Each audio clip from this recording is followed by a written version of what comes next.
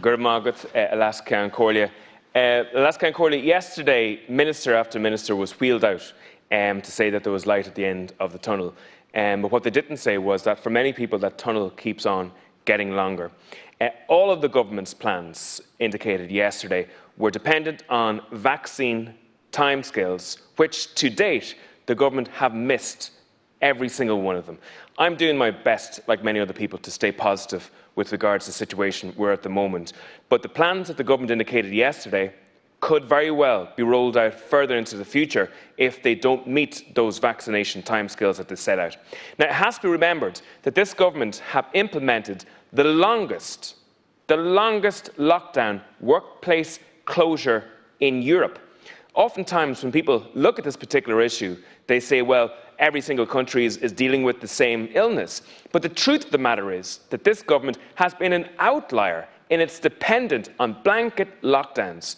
The length of time that we have been locked down is a multiple of what many other countries have been locked down. And that's, we haven't seen the benefits with regards improved mortality and morbidity figures whatsoever. Now, I've raised the issue of cancer services that have been partially stopped in this country. That is a serious issue that has to be dealt with. I've also raised with the fact that we have 9,000 people in this state currently are homeless. 79 people dying in homelessness in Dublin last year, and yet we have building sites for homes in this state closed. That we can build state homes, which I welcome 100%, but they're no safer in their building than private homes. I've raised the fact that we have a situation where outdoor sports for children are still blocked, that parks will be full this weekend, but if you give them a golf club, those people will have to walk home. But what hasn't been raised over the last 24 hours is extraordinary information about church services and religious services in the Easter weekend that's coming. Ireland is in an infamous group of nations in which there is a full ban on religious services. North Korea and Saudi Arabia are practically the only other countries that are banning church services currently. And, you know, I was shocked that the Fianna Fáil Taoiseach basically placed religious services at the same level as visits to museums.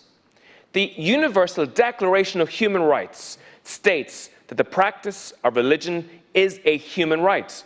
And for millions of people in this state, it is an essential element of their lives. And that a Fianna Fáil minister would literally place that practice, that human right, at the same level as actually visiting a museum is an incredible situation as well. I wanted to raise the issue of the government's, what I believe, poor efforts with regards the procurement of additional vaccines outside and in addition to the European supply chain. The government have literally failed to seek vaccines outside of that supply chain. When they met with President Joe Biden on St. Patrick's Day online, despite the close personal ties between the two countries, there wasn't an effort to achieve vaccines from Joe Biden. And now, believe it or not, we have a situation where the British are basically saying to Ireland that they will give us their excess vaccines. That we have an embarrassing situation now where this country may have to go cap in hand to our near neighbour to look for these excess vaccines. The European Union's approach to this illness has been a disaster, and I note and I welcome the government TD who mentioned about the European Centre for Disease Control. The European Centre for Disease Control have from the start told governments not to stop the movement of people within the European Union. That has been a serious mistake and a damaging mistake that they have made.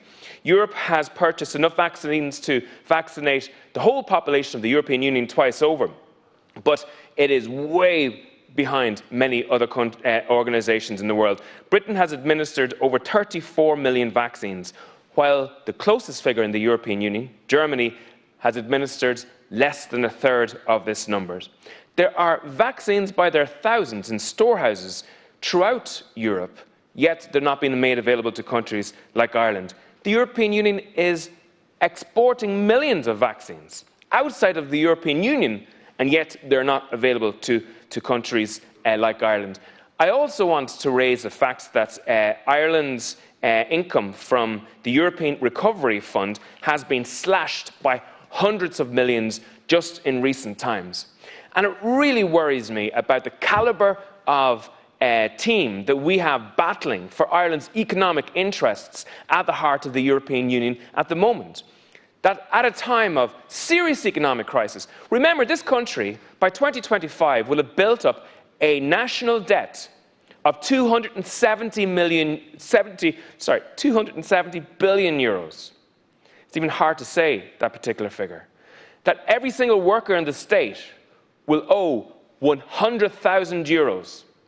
That debt will be the third highest public state debt in the world per capita. And yet we have the European Union slashing the amount of money that's been given to Ireland. And why?